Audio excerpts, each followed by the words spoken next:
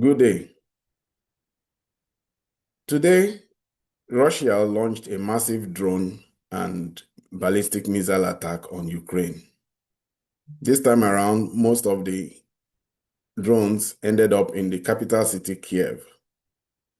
It was considered to be one of the largest such attacks. It can be recalled that since Operation Spiderweb and recent asymmetric actions taken by the Ukrainian special services against targets in Russia, Russia has stepped up attack against Ukraine all across Ukraine. But today, there was something unique about the attack. Among the targets that was listed, and finally it emerged that one of the targets was a part of the British Embassy that once used to be where visa was processed for people. So a part of the British Embassy, which no longer does that service, but is now claimed to be used to train the Ukrainian special services, was blown up by the Russians. This will be a strong escalation on Russia's part and the first direct action that we know taken by Russia against Britain since this war started. Welcome. Welcome to my channel, Ebima Mungo's Perspective on Global Affairs. If you're new to this channel, please subscribe, make comments, like, and share. Welcome again. The Ukraine-Russia war will probably not have happened if not for the involvement of Britain. Why do I say this? A few years ago, specifically in 2022, the Russians have been trying to find a solution to problems in the eastern region of Ukraine, where the Ukrainian armed forces had a sustained campaign against rebellious units in the eastern part of Ukraine, the Donbas regions. And several agreements had come out of it. The first one was the Minsk Accord. The second one was the Minsk II Accord, all seeking to find a way to solve problems in the problems between the Russians, the Ukrainians, and their rebellious regions in the east there. And when in 2022, Putin had a meeting with Zelensky and tried to make they didn't have a meeting, but he tried to make peace for that region. They met in Istanbul, and there was the Istanbul Accords. It wasn't a complete agreement, but it was an accord, and it was supposed to be something that the Russians had hoped that the Ukrainians will agree to. It spelled out a number of requirements, but particularly for the protection of the Russian-speaking people in the eastern part of Ukraine who had had problems with their central government. And just before that accord, the contents of the accord was read by people in the West, leaders in the West, particularly the American under Biden and the British under Boris Johnson. And Boris Johnson ran to Ukraine. At that time, he was embattled back home, and he made that trip to Ukraine and urged the Ukrainians not to accept the conditions of the Russians. It wasn't too long after that the hostilities broke out. So Britain has been accused of being a very strong part of starting this Russia-Ukraine conflict. And Britain has not just been accused of starting the conflict. If there's any other country that has supported Ukraine more than the Americans, it will be the British. The British have shown their hands in many forms. They've supported Ukraine, they've stood by Ukraine, and under the administration of Biden, the Biden administration, they stood shoulder to shoulder. One of the big talking points, or one of the major propaganda tools we tend to have whenever a new prime minister comes up in Ukraine, and there has been three since Boris Yeltsin, is that they will among their first places they always visit was Kyiv. There they will go and pledge the continued, unalloyed, total support of the British government to the Ukrainian cause. But recently, as the Ukrainians are losing on the battlefront and as they have lost, they are losing clearly now on many fronts.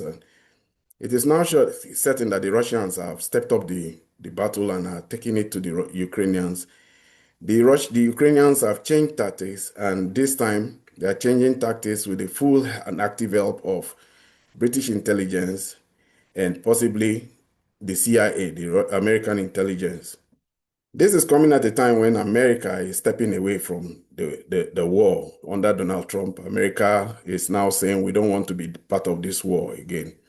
And the British have come to take this war. They've owned it. They've become the biggest supporters of Ukraine. And now that Ukraine has transited from fighting on the war front and moving into asymmetric actions, what the Russians have termed terrorism, and what Putin has said is now a clear case of terrorism, and he has started to look at the Ukrainian regime. He calls it an illegitimate regime, as being a terrorist organization.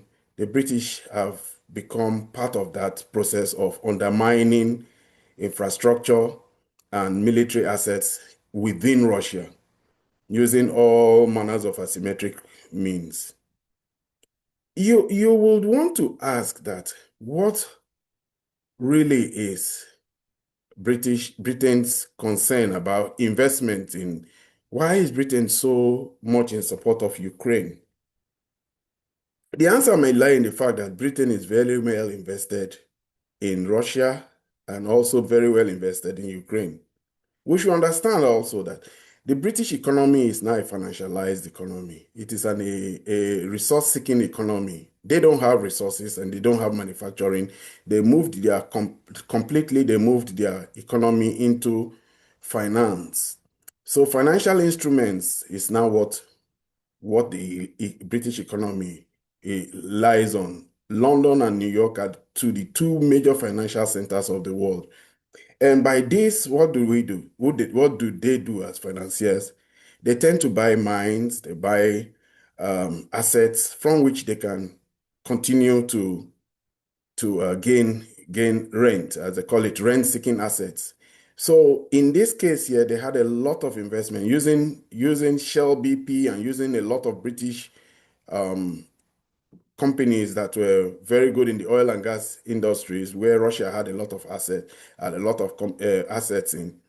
They bought into so many of these old former Soviet assets that were controlled by new people called oligarchs. They financed them, they funded them, and unfortunately, Putin comes along and changes all that. Putin nationalized or felt that most of those assets should be in the hands of Russians. And over the course of 20, 30 years, 25 years of his regime, he has tried to take away and undermine the strength and power of the oligarchs. Many ran to London, some went to Israel, but for that, Putin has been perceived by the British as being someone who has really undermined them. And as these special military operations have started, it even is worse because as the British companies left, Putin quickly took over their assets there. So the portfolio investments of a lot of British companies and a lot of British financiers has been undermined seriously. They've lost a lot. And even recently, Keir Starmer went ahead and tried to have a long-term British relationship with Ukraine, where they signed a 100-year agreement. Most of it was to be able to help Ukraine exploit its assets in the eastern part of Ukraine, where they have vast resources, including the resources now that the Americans want to claim as part of what they should be using to pay back for the investments they have. That's the rare earth minerals. Even though the rare earth minerals are a conjunction, we know that the eastern part of Ukraine has a lot of hydrocarbon resources. It has coal and it has gold and it has other resources. So Britain has its eyes on those resources. Britain, you should remember, always is a big player in countries that have oil and gas, like in Nigeria, like in Iraq, and like in Burma. And their interest in these places tend to be a reason why there's conflict in those places, because they have an interest in making sure that they own those resources and continue to own it. Anyway, they have lost a lot. The real truth is that they have lost a lot in Ukraine, and they've lost a lot, even more in Russia. They're not happy about it.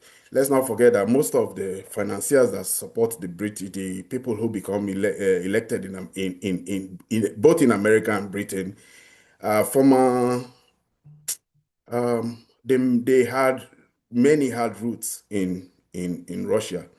But one major financier who keeps coming up and popping up all the time are the Rothschilds. The Rothschilds are known to have strong investment in both assets in Russia that they've lost, and also in investments in the British political class. So this is one of the reasons why. But we should also know that Britain was a global hegemon at one time. And as a global hegemon, they always have an interest in not allying other regional hegemons within Europe. That interest is the reason why they continue to fight Germany over two wars, and they even have taken sides against Russia in some of the wars eh, past. So, but apart from that, Britain at this point in time is feeling vulnerable at a time when she has left the European Union, and she's also not necessarily a close ally of America as it used to be. So Britain has an interest in undermining Russia's military assets. We can see that in the choice of targets, the way the British supported the attempts by the Ukrainians the earlier in the war to destroy the Russian Black Sea fleet. Let's not forget, Britain was a maritime power, and they still tend to believe that they are still a maritime power. And undermining maritime assets of their rivals is one of their priorities. So when Britain approved Storm Shadow missiles to be used against Russian assets in the Black Sea. And when they have also approved those Storm Shadow assets to be used in destroying the Kerch Bridge in the Black Sea, so that you can see that they have this interest in containing the Russians within that Crimea and in the Black Sea. Now that they are feeling very threatened and very alone, and they are not as powerful as they used to be because they took themselves out of the European Union. Britain is also looking that this continuous rhetoric against Russia has made them a target for Russia, and what a way to undermine Russia but than destroy its bomber fleet that is part of its nuclear nuclear deterrent triad. So while this may be Britain's major interest. There may be other interests that the British have, but the British have not been shy about their support of Ukraine. So far, they've invested over $12 billion, and even beyond that, they've also gone ahead and they have a month yearly contribution to Ukraine's financial welfare of almost $5 billion. This is now the talking point in the British military in political class, where Nigel Farage and all this other some critical politicians continue to ask Keir Starmer why it is that it is just Ukraine and Ukraine and Ukraine he breathes and thinks about from the beginning of his day to the end. So it is a very critical time. This is the first time that the Russians have taken action against Britain. Lavrov have said that as far as he's concerned, Britain is now a co-belligerent in this war. You know, he says that UK is directly involved 100% in the Ukraine's terrorism against Russia, and he states that it is Ukraine would have been helpless without Britain's support at this time that America is pushing away from the war. You know, he accuses UK of supporting, giving them geospatial data and advanced technologies that they are using in carrying out this what the Russians consider to be terrorist actions. The methods the Ukraine is now adopting is not new to the British. The British use this method repeatedly through in several wars. It is they call it special services, they call it covert action, but the Russians call it terrorism. And for this, they are now in the eyes of the Russians, and the Russians have held back. But I think the time has finally come, and the Russians have decided that it is time to take action against the British for what they have been doing in their support of Russia, of Ukraine. We don't know where this is going to lead, but this is the first action of Russia that we are seeing, and it's ominous. It shows that there's still Russia is now picking its opponents one after the other. It started out by picking out France and blowing up a lot of French instructors in different hotels all across Ukraine. Now it is now targeting specifically British assets and diplomatic assets, which is a statement in its part because it is not common for a country like Russia to go after the diplomatic assets of a country like Britain. At this point, I come to the end of my program. If you have any comment about what I have just discussed today, put your comment in the comment section. Subscribe if you are new to my channel. Share, like. Thank you for being with me today. Until my next video.